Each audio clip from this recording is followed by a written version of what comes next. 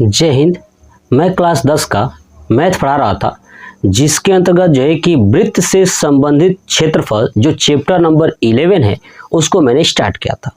तो chapter number 11 के अंतर्गत जो है मैंने टोटल 3 प्रश्न कंप्लीट करा दिया है, 1, 2, 3।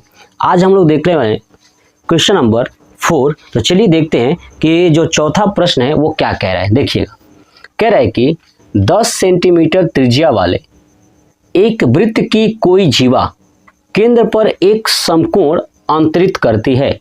ठीक है ना। देखिए, एक वृत्त है, ध्यान से देखिएगा, ये एक वृत्त है और इस वृत्त का केंद्र है। ठीक है, मान लेता हूँ केंद्र जो है कि O है।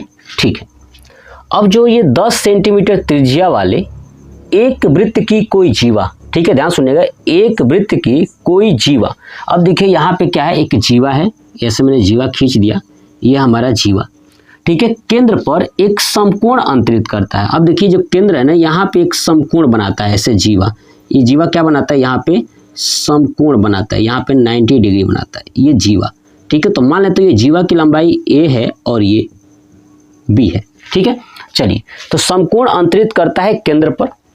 तो निम्नलिखित के क्षेत्रफल ज्ञात कीजिए। पहला है संगत लघु वृत्तखंड। देखिए, लघु का मतलब होता है छोटा, यानी इस वाले का क्षेत्रफल बताना है, नीचे वाला वृत्तखंड का क्षेत्रफल बताना है, ये नीचे वाले का। मैं आपको बता दूं कि जब इंट्रोडक्शन वाला वीडियो बताया था तो मैं इसका फार्मूला आपको सिखाया था। ठीक है, मैं डायरेक्ट यहाँ पे चीज़ें समझाऊंगा नहीं, मतलब कि फार्मूला नहीं बताऊंगा, आपको बाकी चीज़ें सब कुछ बताऊंगा। अगर आपको फार्मूला देखना है तो चले जाइए इसका इंट्रोडक्शन वाले वीडियो में, आप वहाँ से सीख पाओगे। चलिए देखिए, हमें इसका क्षेत्रफल बताना है, इसी को बोलते हैं वृत्तखंड। और ये लघु की बात किया है तो ये छोटा वाला, अगर दीर्घ की बात करता तो ये पूरा बड़ा वाला। ठीक है, समझ में आ रहा है ना, पूरा बड़ा वाला। तो देखिएगा, वृत्त की त्रिज्या कितनी है, 10 सेंटीमीटर। तो लिखूंगा क्या, पहले प्रश्न के लिए क्या लिखूंगा, पहला पूछा है ना संगत लघु वृत्तखंड, तो लिखूंगा क्या कि वृत्त की त्रिज्या, वृत्त की त्रिज्या, वृत्त की त्रिज्या यानी R बराबर कितना है आपका, 10 सेंटीमीटर। कितना है, 10 सेंटीमीटर। चलिए, उसके बाद क्या दिया है कि ये केंद्र पर जो है कि समकोण बना रही थी, थीटा का मान। अब थीटा का मान कितना दिया है तो ये भी नोट कर देता हूँ, ध्यान रखिएगा, 90 डिग्री। अरे समझ में ना। चलिए, अब हमसे कहा था कि संगत लघु वृत्तखंड, इसके लिए बताऊं कि कौन सा फार्मूला यूज होगा। मैं यहाँ पे लिखता हूँ, देखिए लिखूंगा संगत लघु वृत्तखंड का क्षेत्रफल। तो इसके लिए क्या फार्मूला होता है मैंने आपको बताया था। देखिएगा, ये वाला हमें निकालना है ना, तो सबसे पहले क्या करना होगा, ये पूरा ये त्रिज्यखंड का निकालना पड़ेगा। यानी इसका मतलब हुआ कि पाई R² बटे 360 गुणे थीटा माइनस क्या R² साइन थीटा बटे 2 इंटू कॉस थीटा बटे 2। ये मैंने बताया था लघु वृत्तखंड का क्षेत्रफल ज्ञात करने के लिए ये फार्मूला मैंने आपको निकाल करके दिखाया था। चलिए, अब यहाँ पे सब मान दिया हुआ है, बस मान उठा करके रख देना है। ठीक है ना। देखिए, पाई का मान 3.14 रखना है, ये हमें दिया हुआ है, तो यहाँ पर रखूंगा पाई का मान 1.34 है ना, सॉरी 3.14 है ना। चलिए, R का मान कितना है, 10 है ना, तो रखूंगा यहाँ पे कोष्टक में 10 का स्क्वायर। थीटा का मान कितना है, गुणे थीटा का मान है 90 डिग्री, तो रखूंगा 90 और बटे में कितना है 360 रख दिया। चलिए, माइनस R² 10 है ना, तो रखूंगा यहाँ पे 10 और इसका भी हो जाएगा स्क्वायर। फिर साइन थीटा बाई 2, थीटा का मान है 90 बटे 2 है ना, इंटू कॉस 90 बटे 2 होगा। चलिए, 3.14 है और 10 का स्क्वायर हो जाएगा 100। ठीक है, तो क्या हो जाएगा, 100 को अगर 3.14 में गुणा करोगे तो 314 आएगा। कितना आएगा, 314 आएगा। हो गया, गुणे देखिए ये 90 है ना, तो 90 से कट जाएगा 360 कितनी बार में, 9 चौक 36 यानी 4 बार में, यानी यहाँ पे कुछ नहीं बचेगा, 314 बटे क्या हो जाएगा, 4 हो जाएगा। आगे समझ में ये बात पूरी यहाँ का। चलिए, बीच में क्या है, माइनस, यहाँ पे लगाऊंगा माइनस। देखिए 10 का स्क्वायर कितना हो जाएगा, 100 हो जाएगा, और यहाँ पे साइन 90 बटे 2 का मतलब हो गया ये 45, यानी साइन 45। यहाँ पे 90 बटे 2 का मतलब हो गया 45, ये हो गया, ये भी cos 45, यानी इसका मतलब क्या हो गया गुणे sin 45 का मान कितना होता है 1/√2, तो लिख दूंगा 1/√2 गुणे, यहाँ पे गुणे है, cos 45 का मान कितना होता है ये भी होता है 1/√2, ये आपको याद रखना पड़ेगा। चलिए अब इसको हम लोग सॉल्व करते हैं, तो क्या होगा ये 314/4, ठीक है, माइनस देखिए 100 में 1 का करेंगे और 1 का सबका ऊपर ऊपर करेंगे तो 100 ही आएगा, बटे √2 में √2 का करेंगे तो आपका आ जाएगा 2 ही आएगा, ठीक है, ये हमने कर दिया। अब आपको क्या करना है, इन दोनों का एलसीएम लेना है, 4 और 2 का आप एलसीएम लोगे तो क्या आएगा नीचे 4 ही आएगा, 4 से 4 कट गया तो बचा 1, 1 को 314 में गुणा करोगे तो वही आएगा 314, माइनस देखिए अब 2 का 4 में भाग करोगे तो 2 आएगा, ठीक है, तो 100 को 2 में करोगे तो हो जाएगा ये 200, ठीक है। अब इसका आप घटाओगे तो हो जाएगा 114/4, कितना हो गया 114/4। अब आप इसको भाग करिए तो देखिए 2 से कटेगा 2 दूना 4 और 2 से काटेंगे 2 5 10, 2 7 14, यानी आया 57/2। अब जब 57/2 इसको भाग करोगे तो 28 दूना 56 हो जाएगा, तो 28.5, और ये क्या था क्षेत्रफल था ना, तो और ये देखिए किस में दिया है, तो सब कुछ दिया है सेंटीमीटर में, इसका मतलब 28.5 सेंटीमीटर स्क्वायर, ये हो जाएगा हमारा आंसर। मैं आपको बता दूं कि ये जो फार्मूला है ना आपको कहीं नहीं देखने को मिलेगा, ये फार्मूला मेरे खुद के द्वारा बनाया गया है, तो अगर आप फार्मूला याद कर लेते हो ना आप चुटकियों में आंसर बोर्ड एग्जाम में दे सकते हो। तो पहला का आंसर क्या आ गया 28.5 सेंटीमीटर स्क्वायर, ठीक है। अब आप एक काम करिए, इसका स्क्रीनशॉट ले लीजिए। चलिए अब देखते हैं दूसरा, संगत दीर्घ त्रिज्यखंड, है ना, संगत दीर्घ त्रिज्यखंड, तो ये हमने लिख दिया यहाँ पे दूसरा, और दूसरे में यही सब कुछ दिया हुआ है, ठीक है, और बाकी चीजें हटा देता हूं। अब देखिए यहाँ पे बस क्या करना है हमको, यहाँ पे कर देना है संगत दीर्घ त्रिज्यखंड, क्या कर देना है संगत दीर्घ त्रिज्यखंड का क्षेत्रफल। अब इस फार्मूले को हटा देता हूं। अब ध्यान सुनिए इसके लिए कौन सा फार्मूला लगाओगे।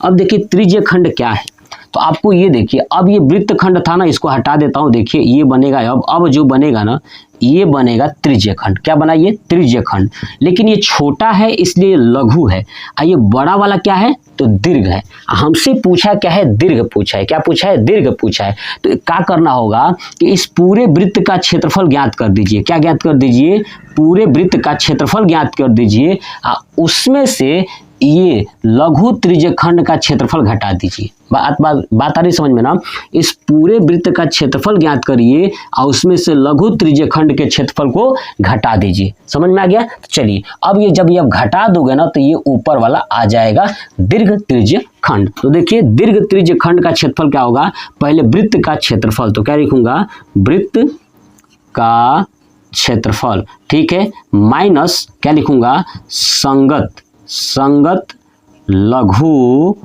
त्रिज्य, है ना, त्रिज्यखंड का क्षेत्रफल। अरे समझ में ना, अगर मैं इस पूरे वृत्त के क्षेत्रफल में से ये वाला क्षेत्रफल अगर घटा दूं तो आपका ये ऊपर वाला क्षेत्रफल निकल जाएगा, उसी को बोलेंगे संगत दीर्घ त्रिज्यखंड का क्षेत्रफल। याद रखिएगा वृत्त का क्षेत्रफल क्या होता है पाई आर स्क्वायर, चलिए, माइनस संगत लघु त्रिज्यखंड का क्षेत्रफल क्या होता है, तो मैंने बताया था पाई आर स्क्वायर बटे 360 गुणे थीटा, ठीक है। अब इसमें देखिए पाई आर स्क्वायर है, पाई आर स्क्वायर है, ये आप कॉमन ले लोगे, बाहर ले लोगे, ठीक है, ये बाहर आ जाएगा, तो क्या हो जाएगा पाई आर स्क्वायर ब्रैकेट में यहाँ पे बचेगा 1 माइनस यहाँ पे बचेगा थीटा बटे 360, ठीक है। तो मैं डायरेक्ट फार्मूला भी लिख सकता था, नहीं मैं सिखा रहा हूँ चीजें। अब देखिए यहाँ पे क्या होगा पाई आर स्क्वायर बटे 360 माइनस थीटा, क्या हो जाएगा 360 माइनस थीटा बटे में क्या हो जाएगा 360। ये बात समझ में आ गया ऐसे।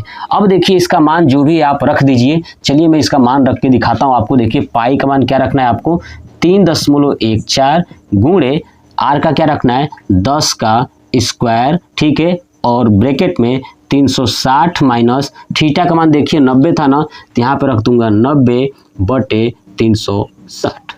बात समझ में आ गया। चलिए 3.14 और 10 का करेंगे 100, तो 3.14 को 100 में करेंगे तो 314 आएगा, कितना आएगा 314 लिख देता हूं। चलिए अब देखिए 360 में से अगर 90 घटाओगे तो कितना आ जाएगा 270, ये 270 हो गया, बटे 360, नीचे हो गया 360, ये लिख दिया। अब देखिए 0 से 0 कैंसिल, ठीक है, 3 से कटेगा 12 3 36 और 3 से कटेगा 29 27, 3 का 9 और 3 चौक 12, ठीक है। 314/4 है, इसको 2 से काटता हूँ 2 हो जाएगा, ये 2 एकम 2, ठीक है, और 2 5 10, 2 7 14, यानी 157 गुणे 3/2, यानी 157 गुणे 3/2 ये हमारा आया।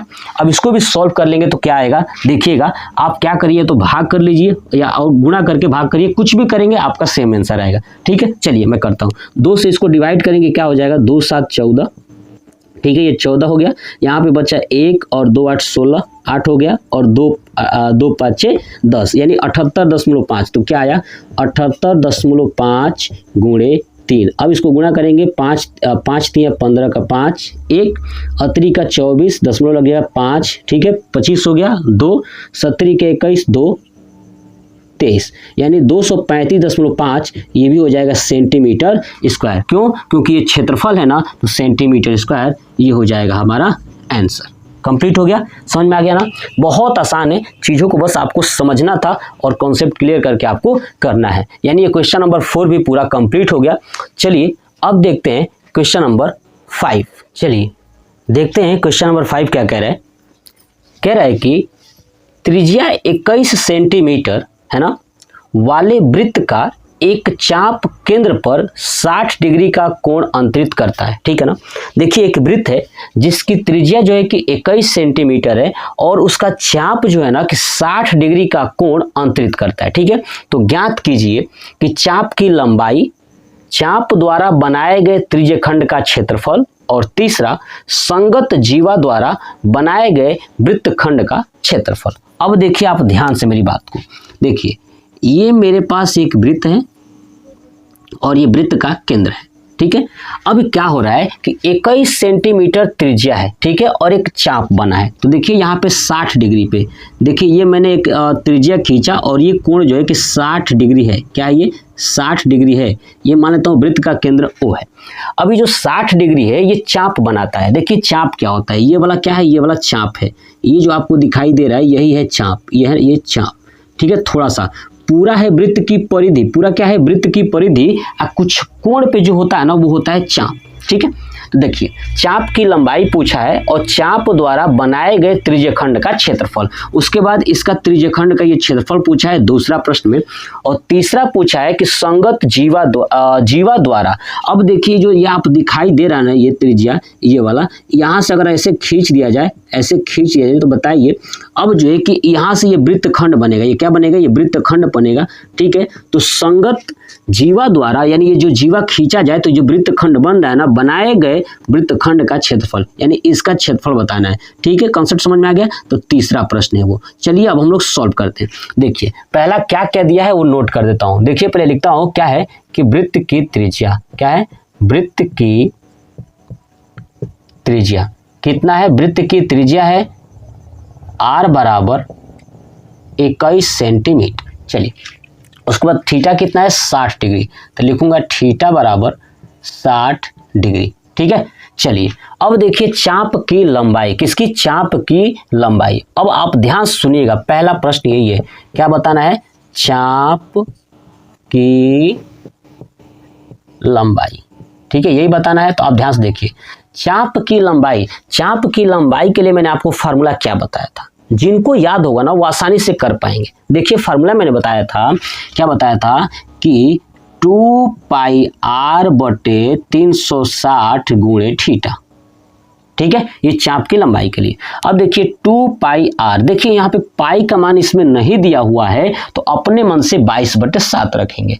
अगर पाई का मान दिया होगा चाहे 3.14 दे चाहे 22/7 दे, वही हम लोग रखेंगे, लेकिन नहीं दिया है तो 22/7 रखेंगे। तो देखिए यहाँ पे क्या होगा कि 2 गुणे 22/7, ठीक है, गुणे r का मान कितना है 21 सेंटीमीटर, रख दूंगा 21 बटे कितना है नीचे 360, फिर गुणे कितना है थीटा का मान कितना है 60 डिग्री। देखिए 60 से 360 6 बार में कट जाएगा और ये 7 से कटेगा 70 का 21, तो क्या बचा आपका 2 गुणे 22 गुणे 3 हुआ ऊपर, और नीचे क्या है आपका 6 है तो नीचे रख दूंगा 6। अब देखिए 3 दूना 6 और 2 से 2 फिर कट गया, क्या बचा सिर्फ 22 और ये हो जाएगा 22 सेंटीमीटर। ये हो गया हमारा पहला आंसर।